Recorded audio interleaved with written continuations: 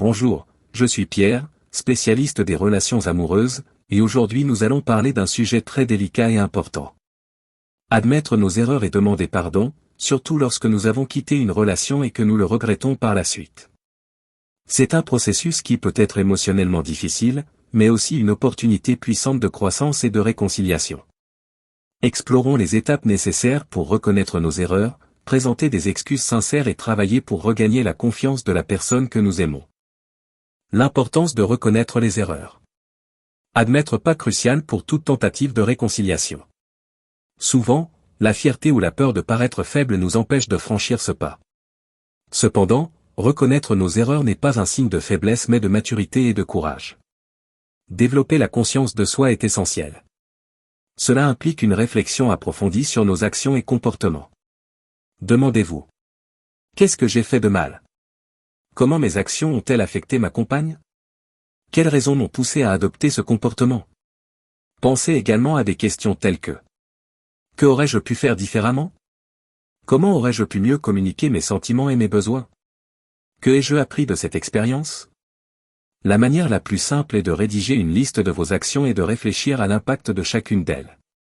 Cela peut vous aider à mieux comprendre vos fautes et à mieux vous préparer pour avoir une conversation sincère avec votre ex.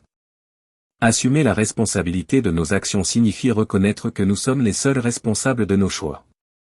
Évitez de blâmer des circonstances extérieures, d'autres personnes ou même la personne que vous avez abandonnée. Concentrez-vous plutôt sur la façon dont vos décisions ont contribué à la situation actuelle.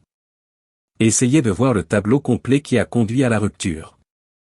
Mais concentrez-vous essentiellement sur vos actions car ce sont celles sur lesquelles vous avez du contrôle et que vous pouvez changer avant d'essayer la réconciliation. Par exemple, au lieu de dire « je t'ai quitté parce que j'étais stressé par le travail », dites « j'étais stressé par le travail mais j'aurais dû en parler avec toi au lieu de te quitter ». Demander pardon est plus qu'un simple « désolé ». C'est un processus qui implique sincérité, empathie et effort pour corriger les erreurs du passé. La sincérité est cruciale dans toute demande de pardon. L'autre personne doit sentir que vous comprenez vraiment la douleur que vous avez causée et que votre regret est sincère. Être précis dans votre demande de pardon est essentiel. Cela montre que vous avez réfléchi à vos actions et comprenez exactement ce que vous avez fait de mal. Au lieu de dire « désolé pour tout », dites quelque chose comme « je suis désolé de t'avoir quitté sans explication. Je sais que cela a été très difficile pour toi et je m'en excuse. » Évitez les excuses qui semblent répétées ou superficielles. Une demande de pardon sincère vient du cœur et reflète une véritable compréhension de l'impact de vos actions. Vous devez vous mettre à la place de l'autre personne et essayer de comprendre comment elle se sent. Cela peut être difficile, surtout si vous faites face à vos propres émotions de culpabilité et de regret. Cependant, montrer de l'empathie peut aider l'autre personne à se sentir validée et comprise. Un bon exercice est de penser à une situation où quelqu'un vous a blessé et comment vous auriez aimé que cette personne s'excuse. Utilisez cette expérience pour guider votre propre demande de pardon. Une demande de pardon n'est que le début. Pour vraiment montrer que vous êtes désolé, il est important de démontrer que vous êtes prêt à changer ou que vous avez déjà changé. Parlez des actions concrètes que vous êtes prêt à entreprendre pour garantir que le problème ne se reproduise plus. Par exemple, vous pouvez dire « j'ai commencé une thérapie pour mieux gérer mon stress et apprendre à communiquer de manière plus efficace. Je veux montrer que je suis engagé à devenir une meilleure personne. » Communiquez votre regret de manière claire. Voici un exemple de la façon de structurer cette conversation. Commencez par un message ou un appel demandant un moment pour parler. Quelque chose comme: peut-on se rencontrer pour parler un moment? J'aimerais discuter de quelque chose d'important. Ce début montre du respect pour les sentiments de l'autre personne. Reconnaissez ce que vous avez fait de mal et exprimez votre regret. J'ai beaucoup réfléchi à ce qui s'est passé entre nous et j'ai réalisé que j'ai commis une grande erreur en te quittant. Cela m'a fait réaliser à quel point tu comptes pour moi.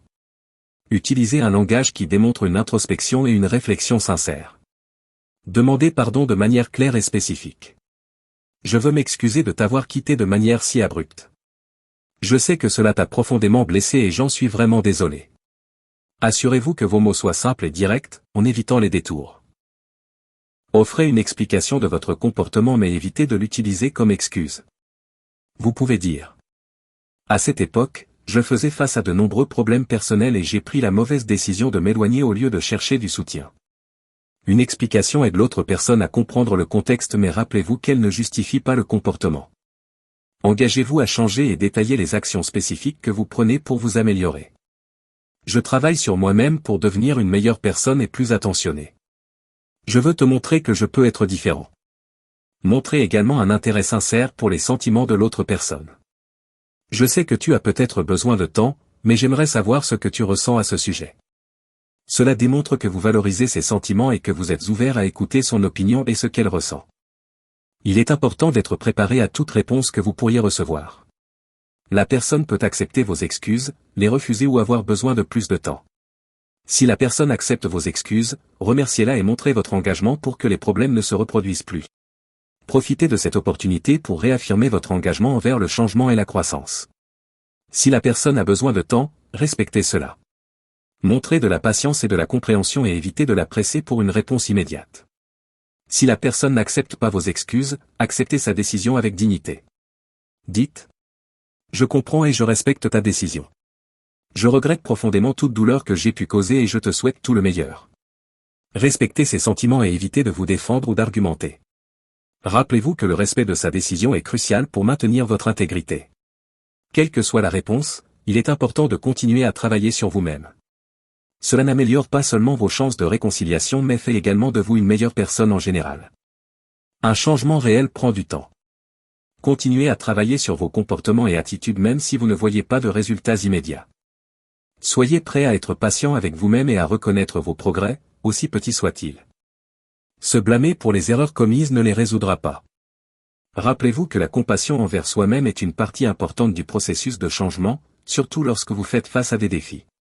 Savoir admettre nos erreurs et demander pardon est un acte de courage.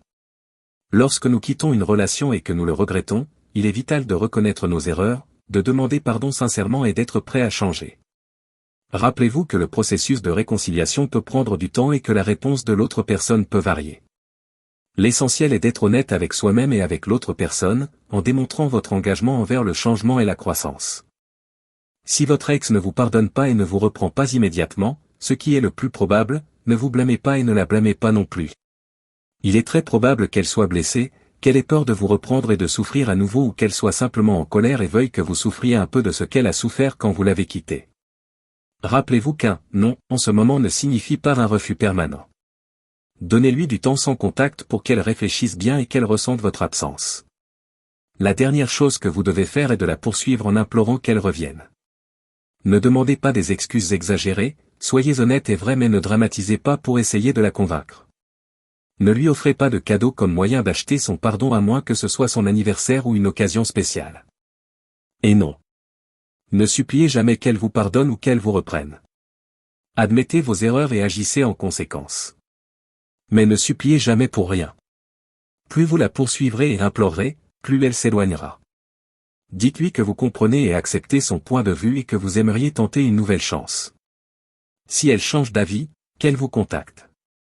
Si elle vous aime encore, elle pensera continuellement au fait de vous avoir refusé et la peur de vous perdre définitivement la gagnera. En peu de temps, elle commencera à se rapprocher. Une fois qu'elle aura surmonté les émotions négatives qui l'éloignent en ce moment, elle se rapprochera et vous pourrez vous réconcilier et être heureux sans que l'un ne prenne le dessus sur l'autre.